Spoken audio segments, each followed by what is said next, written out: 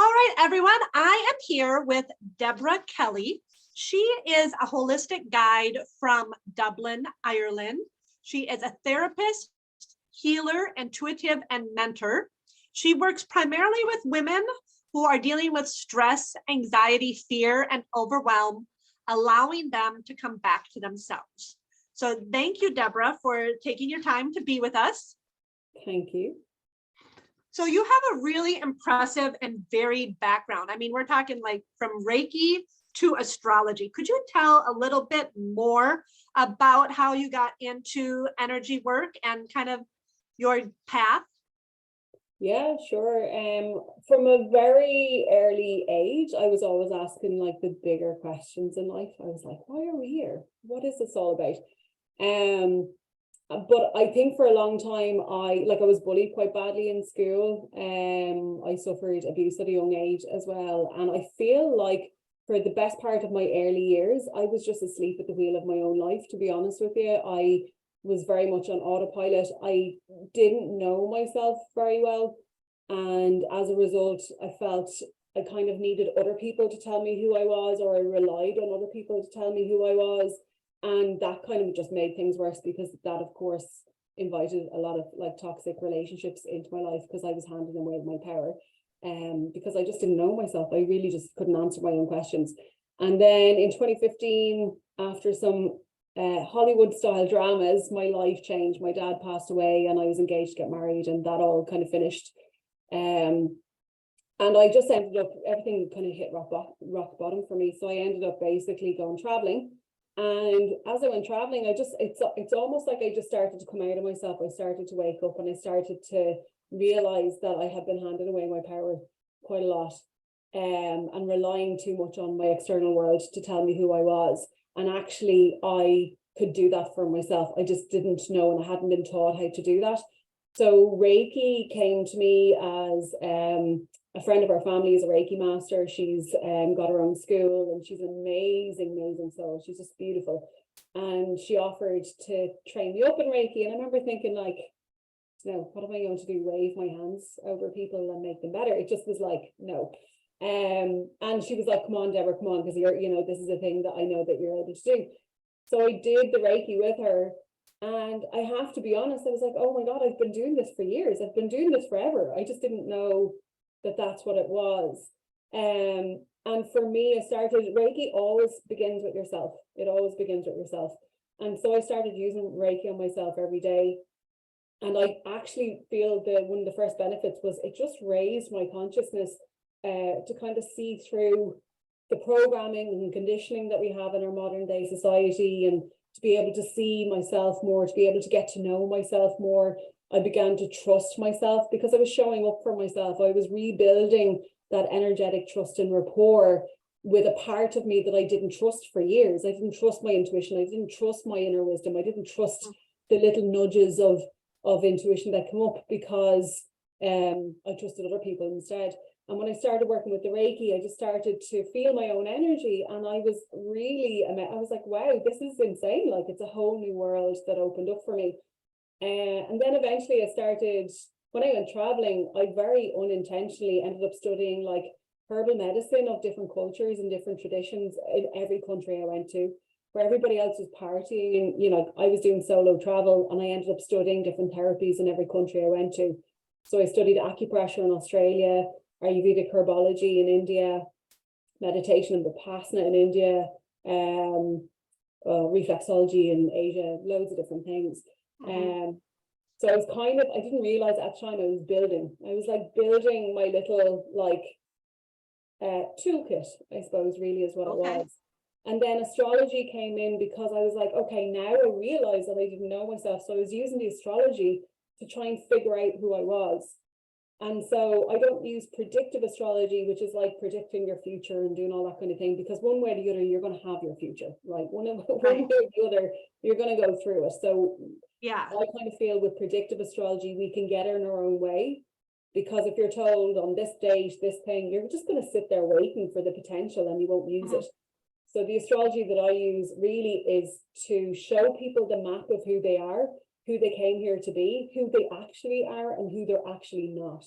because a Yeah. lot of people are going around living lives that they think they're meant to be living, chasing things that they're meant to be chasing, spending hundreds and hundreds, if not thousands of euros trying to fix part of themselves that you can't fix what's not broken. And that's what I learned in my own journey, was that I kept trying to fix things. I was going to therapy and going to counseling and doing the courses and doing all these things, and it would like make me happier for a while, but then I was like right back at the start. And eventually I woke up one day and I went, you can't fix what's not broken. I was Yeah. like, maybe this is me, maybe this is who I am. And that was uncomfortable. And then what I did was I used astrology to figure out, well, who really am I? And I began to see the parts of me, and I was like, oh my God, that's crazy. Like, I've been doing that for years. I've been trying to fix that part, and it's actually just who I am. And when I began to see who I was, I then could integrate that, and I could accept that, and I could stop fixing and stop rejecting myself and just integrate those parts. And that's the work that I do today, is essentially helping people come home to themselves by learning who they are, reconnecting with your intuition, reconnecting with your inner wisdom, and learning to interpret your environment and how it's communicating with you, whether it's your physical body or your experiences being repetitive situations that keep happening. There's a message in everything, and we can turn our challenges into opportunity. We just need to be shown how to do it. So that's in a nutshell. Yeah, that's crazy. See, growing up, I always knew like about predictive astrology, and I always thought it was just like a bunch of hooey, right? And so once I learned about like you can actually use your birth chart and go back and kind of find out who you were. So I was an adult already. I already had a bunch of kids. I was already married. And, it was crazy that my birth chart said that I would be a journalist, which that is one of the jobs that I love the most. And I love interviewing people. So that's partially why we're doing the summit. And that I would marry somebody from another culture. I mean, like totally random stuff, right? And so I was like, oh my goodness, this is just crazy. So then I pulled the charts for my kids, and I started with my older kids because I didn't want to like see stuff that wasn't there with my younger kids, but my older kids that already had the personality. And it's just been absolutely crazy. So yeah, definitely going back to that astrology background is awesome. Now, I realized as we were talking that some people might not know what Reiki is. And I know that there's been like huge books written about Reiki and the chakra system and stuff like that. But is there like a short definition that you could give? Yeah, like Reiki is essentially, the actual word Reiki is broken down. It's Japanese for universal energy. So really it's just a system of working with energy. That's all it is. If that sounds like total baloney, what I would say is if you hold your two hands together, rub them, separate them, you'll feel the energy between your two hands. That is your energy. The thing that's beating your heart and keeping you alive is energy. When you walk into a room and you can sense the energy, or you can sense the emotion or mood. So like anybody that's listening to this, I'm sure that you've walked into a room and gone, ooh, could cut the tension with a knife, or like go into the room and you're like, ooh, I like it in here, like it's great fun and the energy is great. It's energy. That's how. So I'm very practical. I'm a Virgo sun, so for me, I'm very, very practical about the bridge between reality and the woo, basically. And that's all energy. All Reiki is it's a structured system, or a reasonably structured system, that allows you to focus your attention on working with different parts of the body. And basically, so like the main thing with it is we are constantly processing energy. We're constantly processing our emotions. And it's a little bit like if you have long hair and you get a knot in it, and you leave that knot and you go, do you know what? I'm busy, I'm in work, I don't have time. And then you go home, you've got the kids, and the knot is growing worse and worse. And you go, do you know what? Now I just want to Netflix and chill. The knot is getting worse. 5 days later, you've got a nest in your hair. If you don't take the time to comb out your hair, the knots are going to get more and more. Your energy is exactly the same.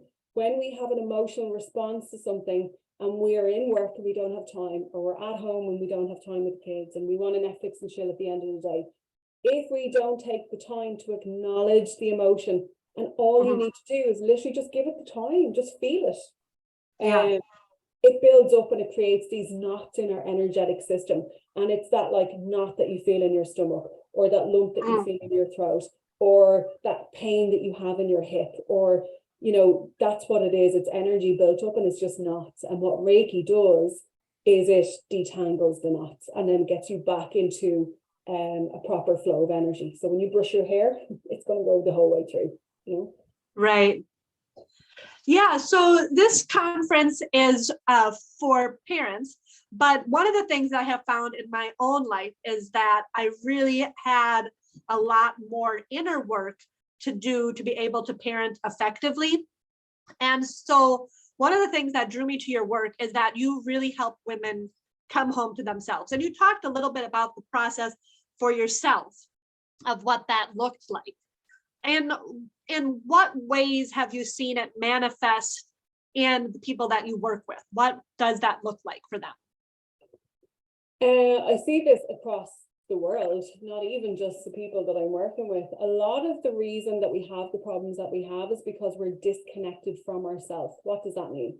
It means that we're so preoccupied with our external environment, be it work and kids and home and bills and all the things that are out here, that we don't really give time to in here.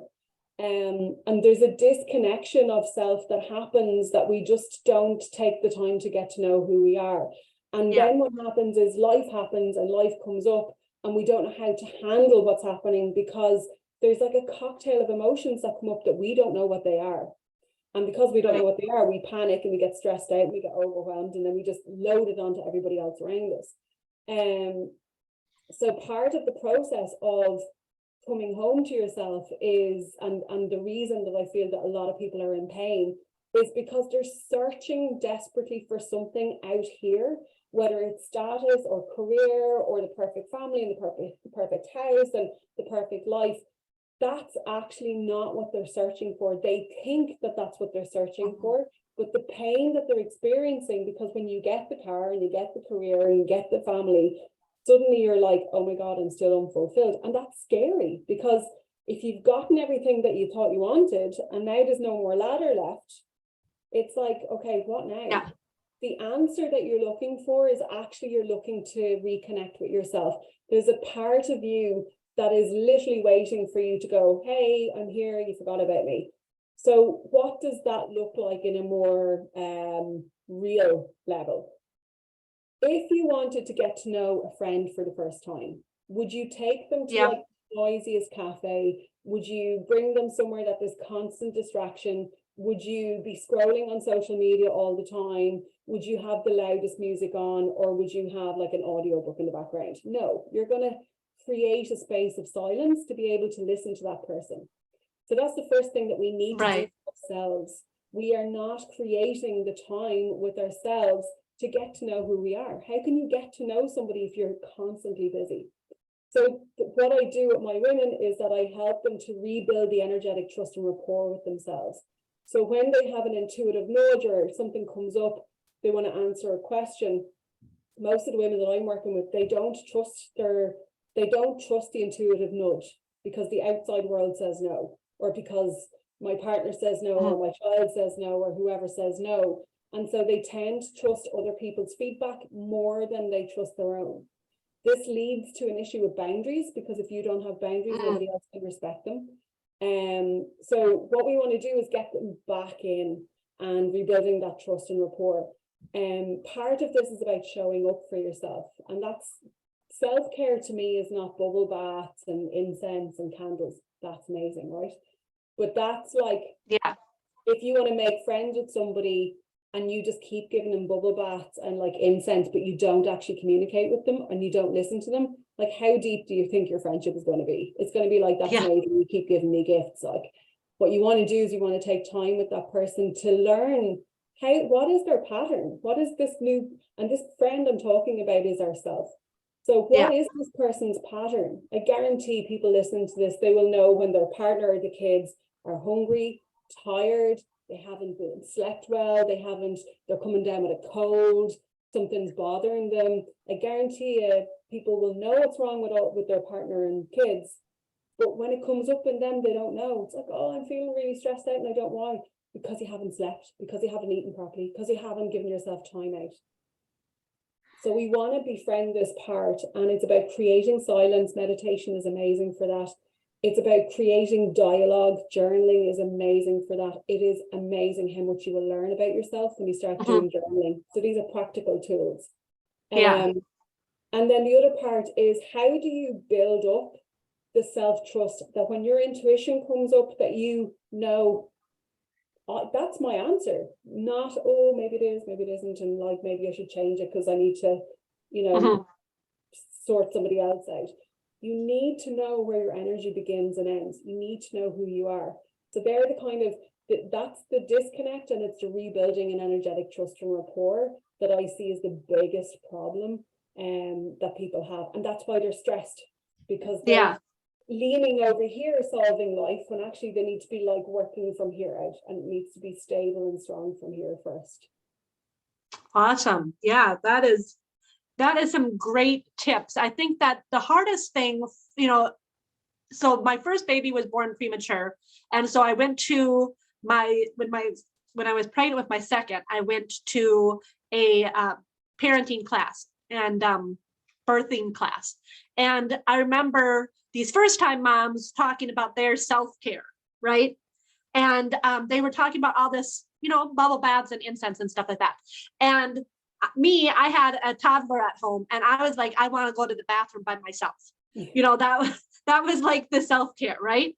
And so for busy parents, I mean, I think that you listed some really good tools, journaling and stuff like that. So for busy parents, what would be like your top 3 things that they could incorporate into like a daily routine that they could use to help gain back some of that energy and find the space for themselves?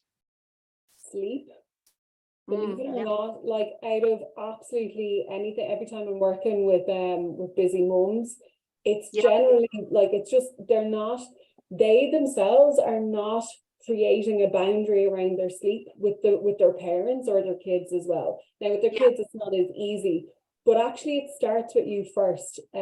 So if you know that you need 8 hours sleep, you need to create space for that. And that's literally how you fill your cup, because you can only operate when you have sleep. Like, you know, sleep deprivation is actually a tool for torture. So that should be an indication all by itself, you know. So sleep is huge, and it's creating a boundary around it. You know, if your partner wants to lie in and you need to get up early, you want them to get up early and they're not doing it, or you need to go to sleep earlier and they, you know, you need to have a conversation around it. And a lot of the biggest issue is communication, is that we're not communicating our needs because we don't know that that's our need. And if your need is to have 8 hours and not 5, as much as is possible, that's the first one.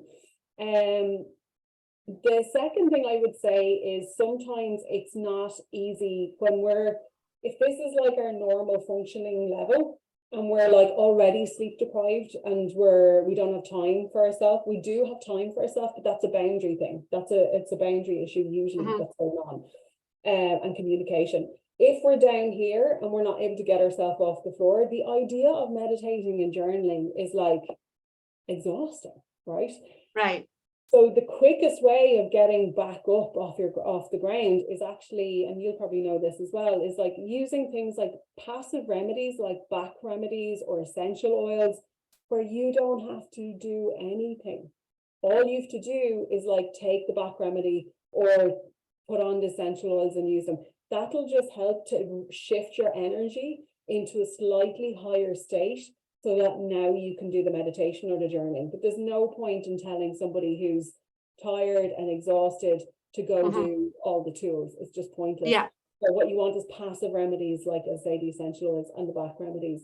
And then, to be honest with you, Reiki, if you could go out and learn Reiki, I teach Reiki, I do it online, I do it in person as well. But if you can go out and learn Reiki for yourself, it will always start with you anyway. But having that tool, like a first few minutes in the morning before you get up, or even as you're nursing, you might be nursing a child. It's so easy to do Reiki on yourself as you're nursing, or, you know, Mhm. because you're actually giving it to your child as you're giving it to yourself as well. And it doesn't have to be long. When you get into the first while trying it, it takes time because you're feeling into the energy and you're getting familiar with it. And then after a while, you'll be able to do it in a short period of time. But they would be my 3 go-to. Great, thank you. You know, I was going to ask about Reiki because I know one of the topics on your website is Reiki for overwhelm. And I know that's not necessarily for parents, but I mean, basically, it seems like everybody in the world has some level of overwhelm that they are dealing with.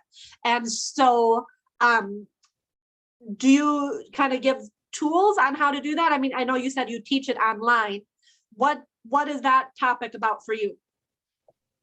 Reiki, to be honest with you, Reiki is Reiki, right? Yeah. It's just when we say Reiki for overwhelm, what we're doing is we're focusing on its benefits. That's what we're doing. Yeah. There's lots of different types of Reiki out there. It's energy. It doesn't matter what name is on it. At the end of the day, it's energy and you're made of energy. So Reiki for overwhelm, what you're doing, first of all, the mere act of doing Reiki on yourself now creates less overwhelm because you're giving yourself space and time. You're reconnecting with yourself and you're creating that communication with yourself. Reiki for overwhelm, especially for busy minds, like if we're using Reiki to calm and balance the mind, it's going to balance the left and right part of the body. It's going to clear out the busy head. You can bring more calm back into your heart. You're talking about, like, the Reiki that I do is a little bit different because I bring in other modalities, like the different organs have different energies attached and different emotions attached. And so when I'm doing Reiki, sometimes I look at what time in the morning are you waking up at?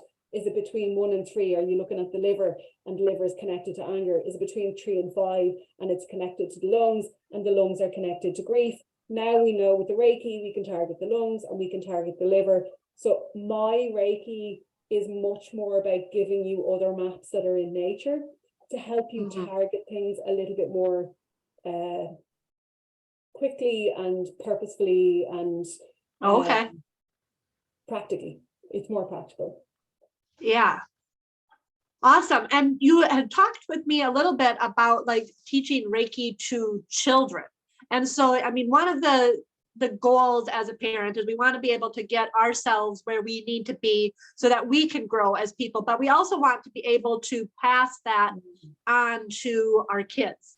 And so how does that, how can parents work with their kids with energetics through Reiki or astrology? What would be some solid tips for that? This is something I'm really passionate about because to be elders of the generations that go ahead, we kind of need to embody the work ourselves first. But I absolutely adore when I see my clients and they're like, oh, I'm using Reiki on my son and it's helped him to sleep. And he was crying at like 2 a.m. every morning and now he's able to sleep. I'm like loving it. So first of all, it's the parents need to practice it on themselves so that they get used to the feel of it and that they're doing their own energy clearing first. And then they can use it on our kids. Like, it's amazing for things like toothaches and sleep and headaches and belly aches and all the things that kids have that are going on that are physical but are actually really emotional. So first of all, for them to use it on themselves, when they are more calm and their energy is more clear, Baba's energy is going to be so much more calm and clear. That's like, you want to do Reiki on a child, do it on yourself first, and the child will automatically get the benefit. But you can actually physically do it on your child as well. And then what happens is it's really, really beautiful because as they grow older, they will literally come in and go, Mom, can you put your hands on my head? Or Mom, can you put your hands on my belly? Or they might do it themselves. They'll say, look, Mommy, I'm putting my hands on my head. Look, Mommy, I'm putting my hands on my heart. And they just, kids are so beautiful. They're so intuitive and they pick it up so quickly.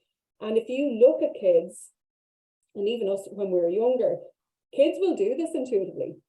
They're using energy without, what Reiki does in the process of Reiki and attuning to Reiki is that you're attuning to being able to carry or to work with a much more less concentrated, I always get concentrated, less concentrated, a more kind of potent amount of energy. You can hold more energy in your body. So then when you start working with other people, it's much more concentrated, is what I'm trying to say. So when we then pass this on to kids, they will do energy work without being attuned. It'll just be natural. They'll go, oh, or oh, you know, they do it themselves, or like, you know, they already put their hands in the positions. What Reiki attunement will do when they get older is it will give them the opportunity to now anchor in and hold more energy so that they then can go on and use it. But they'll be using it anyway. Great. So a huge part of the conference is about growing a new future. And so parents having vision and tools to see how the work they're doing in their own home is affecting the world. And I had read a book about Reiki, and I cannot remember the author's name. I should have looked that up, but he was talking about how he felt like if more people practiced Reiki and energy work and did their own inner work, like the ripple effects would just be huge. So I'm wondering if you can use your vision for the future and describe what that might look like as we have a generation of elders, like you said, who have done the inner work and are raising kids that know how to do the inner work. What would that look like? This literally makes my heart sing, because this is so much, and I even feel emotional. This is like literally the work. The reason I'm doing what I'm doing, my little own private mission, is exactly this, because it's such a big mission. You can't just go, this is why I want to do it, please come work with me. Yeah. The reason people are in pain is because they're disconnected from themselves. They don't know who they are. They're chasing an external reality that is not going to fulfill them. They're searching for home. Home is in here.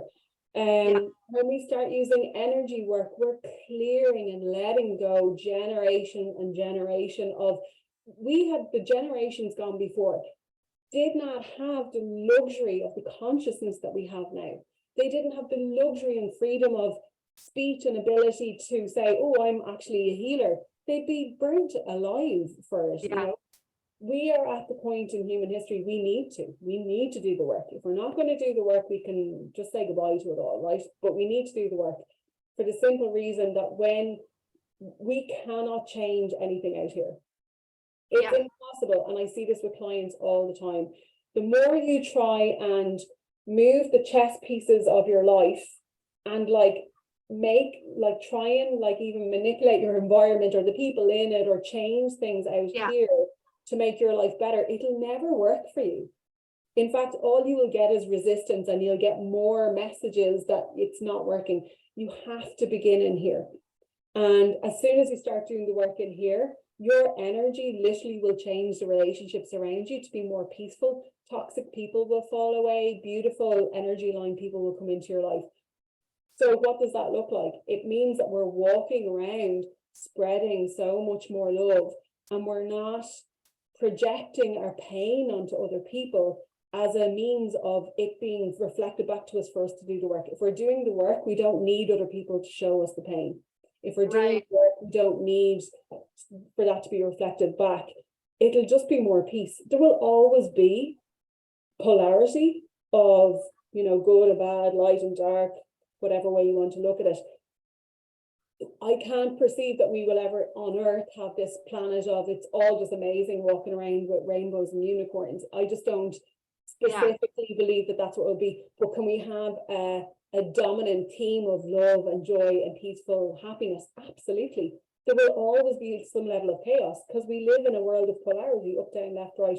We just want to move now from being conditioned and programmed to being self-sovereign human beings.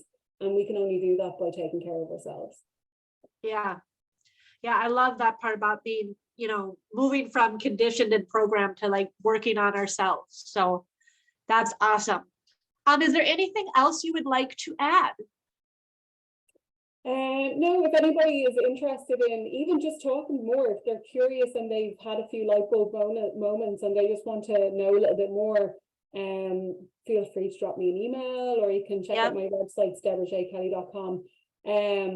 My big thing is to know, I would say the biggest thing, if you could take anything away, is to stop fixing yourself.